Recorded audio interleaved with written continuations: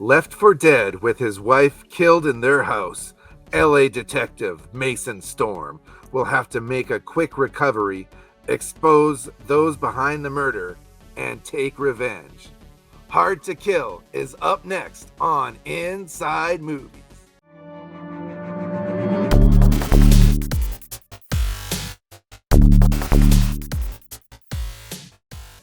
Hey, welcome to Inside Movies. My name is George Michail. I'm a comic book maker, and on this show, comic book creators and novelists review movies. Today's panel is Andrew Buckley, GMB CHOMICHUK, he's a writer, illustrator, Aikido lover, and the editor-in-chief of Merc Publishing, Murphey.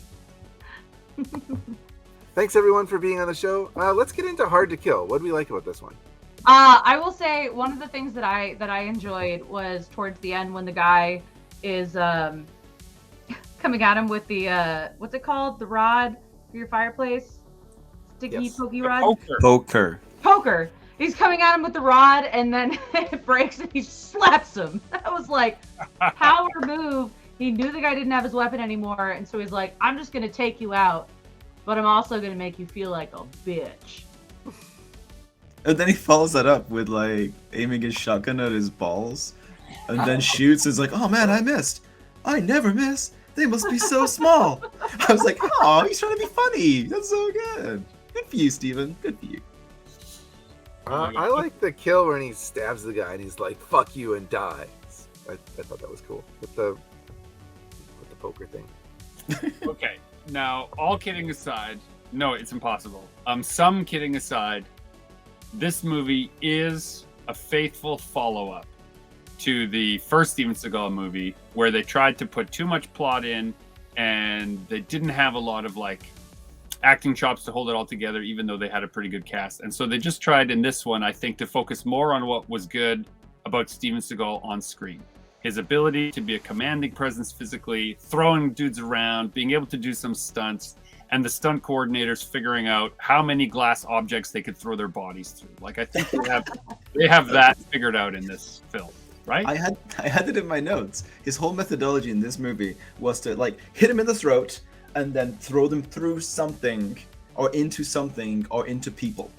And that was his whole fighting technique through the entire thing. It was amazing. Amazing. I loved it. I loved every second of it. The fight scene at the very beginning of the movie where he's at the convenience store and the guys try and he lets them get away with robbing the store, but then they kill the store owner and that's when he like goes into action. And that fight scene was pretty tight. I like that one. We can come to that. Back to that. That's in my bad too. Oh yeah. I do like the simple plot in this one. It's the other ones kind of reminded me of like Law and Order with Kung Fu in it. Like this one or that one, Above the Law and Out for Justice kind of have that vibe to it. Whereas this one is just simple revenge, right? Like they kill his family, he's in a coma, he wakes up, he goes and he gets the bad guys. Like, it's pretty straightforward. How long is he in that coma for? 7 years. All right, so I don't know, but I think that the important part here is that if he's in a coma for 7 years, he must have been really strong going into that coma. Because he's like ridiculous strong after the coma. Kelly LeBrock's acting makes Steven Seagal's acting almost sort of okay.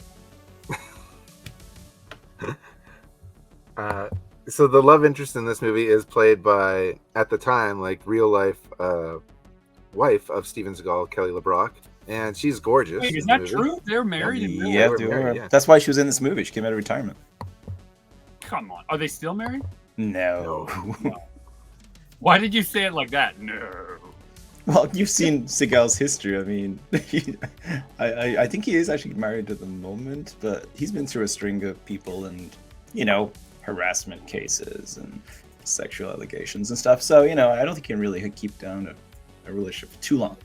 William Sadler is, not really utilized properly, but the moments he is in it, he is kind of evil. This is the one with the great scene of them pushing the cart down the hospital. It's like a pinball game. Okay, it's so ridiculous. I'd forgotten how long it went on for. The pinball scene when he's in the bed and she's trying to get him out of the hospital and she just hits everything along the way. it's utterly ridiculous. Like it's the first time is kind of funny, the second time, and then it goes on to like farce levels of ricochet as they escape the hospital. Is You that should have just let him slide down that ramp, and he probably would have hit it less. Like she's sitting here doing this, he could have just gone woo. Into traffic, straight into traffic. No, it was a parking lot. He'd be fine. Yeah, it was a parking lot. At all. That kind of momentum, he would have reached the street. Not as much blood as I expected in a Steven Seagal movie compared to some other ones, I have to say. But you know what does have a lot of blood? Murphy. Thank you. Merc Publishing has a new sister publishing company called Legends Publishing. Legends Publishing is bringing on awesome creator-owned titles. We're coming to Kickstarter. We're coming to stores nationally. But this November, check out Angel of Blood on Kickstarter by creator Mark Compton. It is the story of Angela, whose parents mysteriously died in this accident, and she has this powerful scepter that she does not want to touch. She doesn't want to look at it, but she is forced to, and she's forced to find out what its true power is and what is living inside of her. So check out Angel of Blood on Kickstarter November 4th through 21st. And there's a link in the description of this video to the Kickstarter. So click that link and go and check out this amazing new book. Let's get into the bad. What did we not like about Hard to Kill? Okay. Buckle up. Broken bone. Like, immediately and just right in your face. These movies made me so stressed with the broken bones. But more importantly, what the fuck was up with that nurse? That was so uncomfortable and gross. Like, The inappropriateness of it? just like, oh, you have so much to live for. And then that wakes him up? What? Like, the creepy, rapey nurse is what saves him? You know she fucked him while he was in that coma. You know it happened. I know. Wait, do you think that this is a Kill Bill, like where Kill Bill is referencing some of that? Oh my god, yes. Do you think this is actually a... I don't even want to think about it, but you're right. I didn't put that together. I was just chalking that up to how all 80s and early 90s movies use horrible sexual objectification and a big dick joke somewhere along the way. So I was just sort of like tuning it out, like here comes another one. But maybe this has a richer, deeper history in cinema than we're giving it credit for. God, I hope not. Yeah, if this one influenced Kill Bill, then that's cool, and I do see some of the parallels there. I found the villain in this one to be kind of forgettable, and the action scenes didn't hit as hard as some of his other movies. So there wasn't as many standout like there's no big mall scene, or there's no bar fight at the pool with the billiard balls, like in some of his other movies that we'll talk about in the coming weeks on our Steven Seagal review series.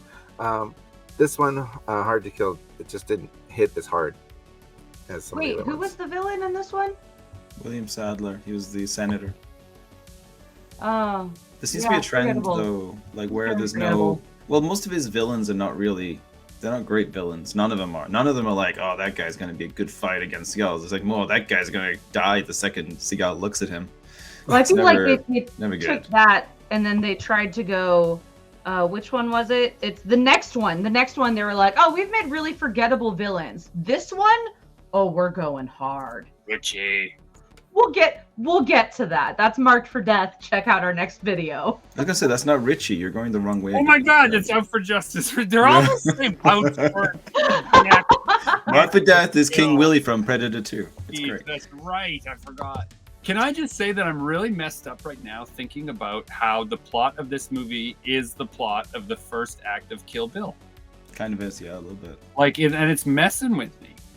I have to read. I took the camera away. I have to think right now. I will say that the grocery store fight that you love so much, and I mean the grocery store fights are great, but he's standing there, they come in, they talk shit to the owner, the guy gives them the money, they shoot the guy before he does anything, and then he takes action, defeats them, even though they've already robbed the store and killed the guy, And yet everyone's outside like, way to go, buddy, you did a great job. Thank you for what? He fucking didn't do anything. He beat up those guys and broke their bones, but they'd already robbed the place and killed the guy. I guess he caught the bad guys, or damaged them. What was that all about? He was kicking ass. I don't know. I liked it. It was one of them. I liked that fight, and the guy with the tattoos and stuff like some of the henchmen in this one were pretty good though. As far as they're recurring bad guys, but I think that is like a big problem in most of these movies. Is he defeats the final villain just too easily and too quickly, and it's not much of a threat. Yeah, like it feels not like you're watching a fight in this one, but a murder. Yeah, a little bit. That's what you're watching. You're just watching a murder. He shoves his shotgun in his mouth. Like, it just seems very... Yeah. So, I mean, as ridiculous as this kind of genre of movies is, you can forgive its ridiculousness because it keeps ramping up towards some ridiculous bad guy. But in these ones, it doesn't ramp up. It's like a car crash where Steven Seagal is the car and he just keeps coming. Just keeps coming for you. How is the kid not in serious therapy? Because as a kid, he saw that his mother had been shot and his father had been shot to death as far as he knew, and then jumped out of a window while being shot at by other people, and then several years later watches his guardian also get shot to death, and then he finally gets reunited with his dad, and the first thing he gets to see his dad do is break the neck of some dude in public in front of a bunch of people. That kid's gonna be fucked up. I was going to say that he goes on to become a Steven Seagal villain, where his dad has to go kill him because he's so fucked up from the shit that happened when he was a kid, and then his dad probably never talked to him about it because it's, Does he grow up to be all Tommy he Lee cares about Jones? is Because that'd be fighting. badass. Yeah, he grew up to be Tommy Lee Jones, Yes! villain in Glimmerman. I think you're onto something. Oh, I thought you were going to Glimmerman. Tommy Lee Jones in Under Siege. That's what he's talking about. He's being an asshole. Yeah. Glimmer Siege. The sex scene Let's go. was so long. It was so long. He has so much to live for, you see, Murphy. I only bring it up because that's what I used for my review, so I had to mention it. The sex scene. Just fast forward. You're not missing anything good. One thing I did when I was making my notes for these movies, I was writing down seems a little long, kind of a little bit meandering, on like multiple ones of them, and then I would look at the runtime and they're all like 90 minutes long. It's like, well, I can't write that. It's not long. It just kind of feels long in some. The scenes in between the action scenes, it's just like this is the reason why we're here, and there's not much else, unfortunately. So you're talking about the Kelly LeBrock, but you're talking about the Kelly LeBrock sex scene, right? Because I had in my notes the sex scene with his wife at the beginning was so like weirdly vanilla, where he lies back on the bed and then she crawls on top of him, but crawls like directly on top of him, like doesn't straddle him, just directly on top, so that her legs are like to each other's legs. It was so weird to watch. I was like, what are you doing? Slithers onto him, like two planks just lying on top of each other. It was very strange. Is that not how you do it? Yeah, you cut a hole in the blanket and then. I'm sure Greg has a book he can lend you about it. He has a book about everything. I probably do too. Let's get into the skinny. Let's give our final grades for Hard to Kill. Okay, well, if you see our previous video, I'm ranking all my Steven Seagal movies based on Faded Widow's Peak. I gotta say, of them all, this one is one of my least favorites. I know they're trying so hard to come back, but I'm gonna give it 1 Faded Widow's Peak out of 5. My least favorite of the Steven Seagal filmography, up to Under Siege, because after that, I have a different ranking system. I'm giving this one 1 out of 4 makeout minutes. Just not a good movie. So what is that? 1 out of 4 minutes? That's like first base. That's. Yeah, which pretty much seems accurate. as far as our satisfaction level is concerned. That's Oh true. yes, exactly. Like a little bit of over the shirt action, but I was like, I went home like, all right. I'm gonna give this one a B. I like the setup for this movie and Seagal's motivation for kicking the bad guy's ass. It's solid, but unspectacular. We should also mention that this is the start of the famous ponytail. So that was started in this one. So that's a plus as well. Which it is important to point out that 2 out of 4 of the hosts of this show have inherited the Steven Seagal ponytail. It's true. We're part of a long legacy, I suppose, of men creeping into middle age but retaining their ponytails. That makes it really depressing. It makes me want to shave my head, like right now. I gave this 1.5 dead, poor, unloved, murdered grocery store clerks out of 5.